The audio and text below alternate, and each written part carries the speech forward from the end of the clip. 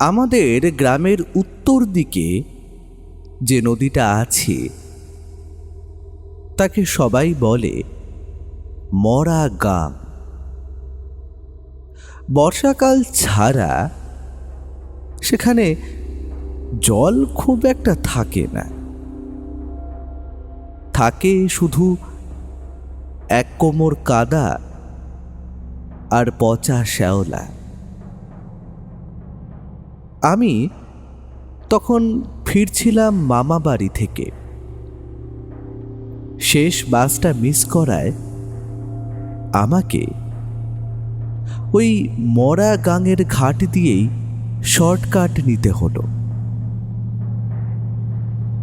রাত তখন 12টা।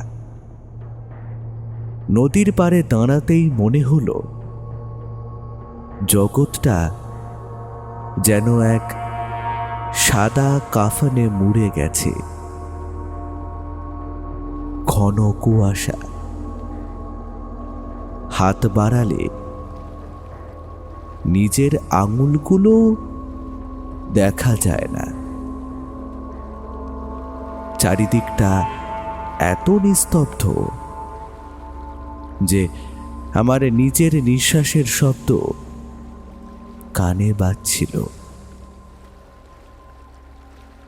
নদীর জলটা স্থির কিন্তু কালো।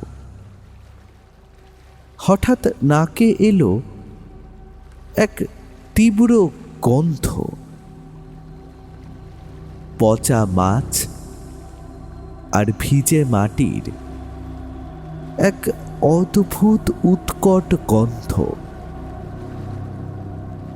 মনে হলো নদীর তলায় হাজার হাজার মরা মাছ পচে গলে একাকার হয়ে গেছে। আমি ঘাটে দাঁড়িয়ে ভাবছি কিভাবে পার হব।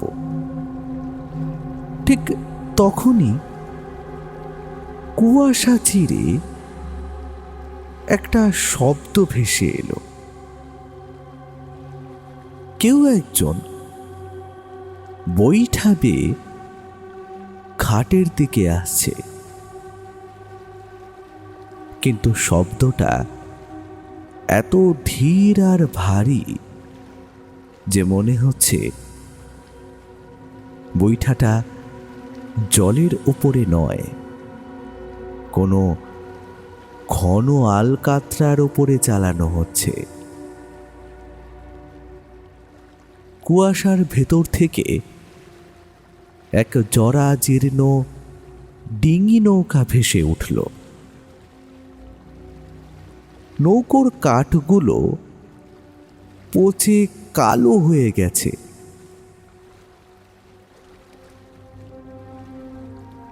মাঝখানে বসে আছে এক মাঝি। তার সারা শরীর একটা কালো কম্বলে ঢাকা। মুখটা দেখা যাচ্ছে না। আমি ডাকলাম, ও ভাই, পার করে দেবে? সে কোনো উত্তর দিল না, শুধু তার হাড় জিরজিরে হাতটা বাড়িয়ে ইশারা করল।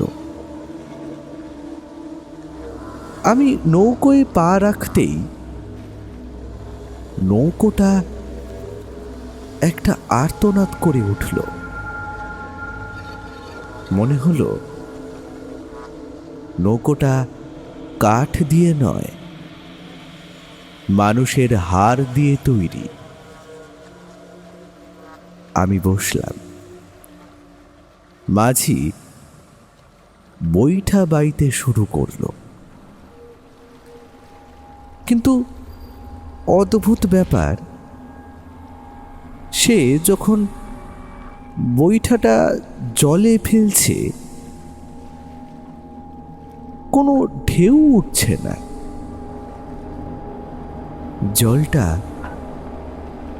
যেন পাথরের মতো শক্ত, শুধু একটা ভ্যাপসা শব্দ হচ্ছে। আমরা নদীর ঠিক মাঝখানে পৌঁছলাম। চারিদিকে শুধু কুয়াশা আর সেই পচা গন্ধ। হঠাৎ খেয়াল করলাম মাঝের কম্বলের নিচ থেকে একটা অদ্ভুত শব্দ আসছে। কেউ যেন কাঁচা হাড় চিবিয়ে খাচ্ছে। নৌকোটা হঠাৎ মাঝ নদীতে থেমে গেল। আমি বললাম, কি হলো ভাই, থামলে কেন? মাঝি ধীরে ধীরে আমার দিকে ঘুরল। তার মুখের ওপর থেকে কম্বলটা খসে পড়ল।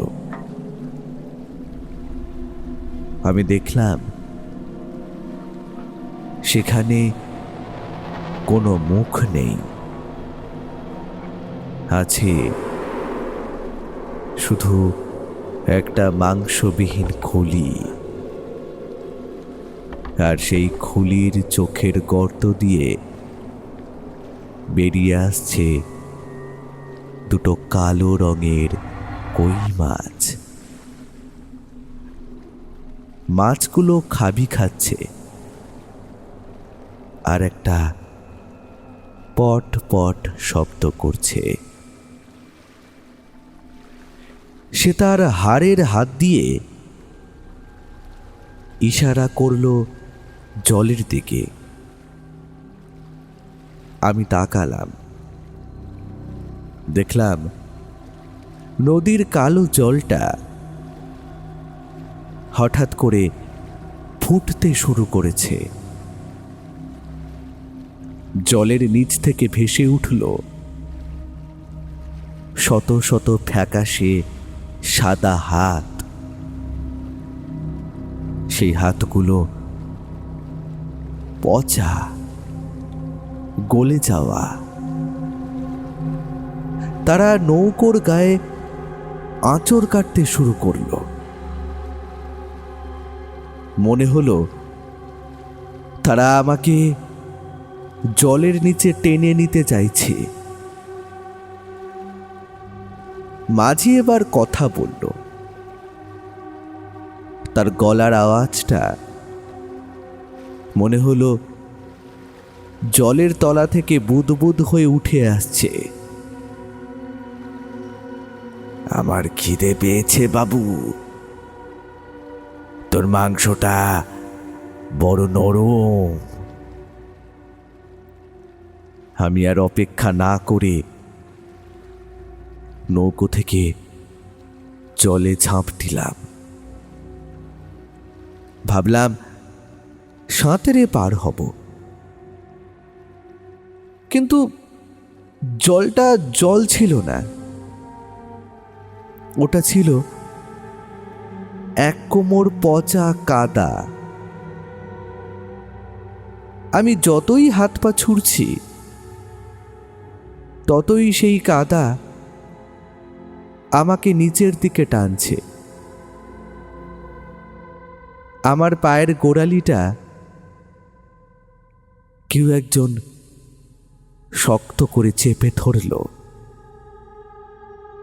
সেই স্পর্শটা ছিল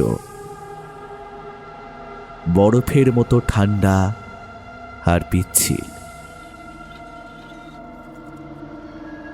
আমি শুনতে পেলাম আমার কানের কাছে কেউ ফিস ফিস করে বলছে,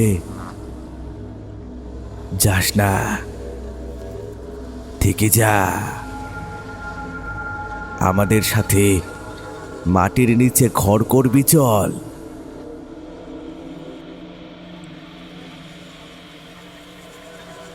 আমি কোনো মতে একটা ভাসমান গাছের গুঁড়ি ধরে পাড়ে উঠলাম।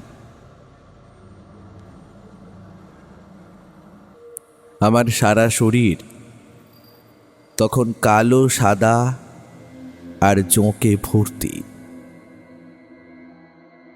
আমি যখন পাড়ে শুয়ে হাঁপাচ্ছি, তখন দূর থেকে শুনতে পেলাম সেই বৈঠার শব্দ। কুয়াশার মধ্যে মিলিয়ে যাচ্ছে সেই অভিশপ্ত নৌকো। আজও আমি যখন স্নান করতে যাই, আমার মনে হয় জলের নিচ থেকে কেউ আমার পা ধরে টানছে। আমার পায়ের গোড়ালিতে সেই কালো হাতের দাগটা আজও আছে, যা কোনো সাবানেই ওঠে না। আপনারা যারা রাতে নদী পার হন, সাবধান। নৌকোর মাঝির মুখটা কি দেখেছেন, নাকি সে মুখ লুকিয়ে বসে আছে? জলের দিকে তাকান, হয়তো আপনার নিজের প্রতিচ্ছবিটা জলের নিচ থেকে আপনাকে দেখে হাসছে।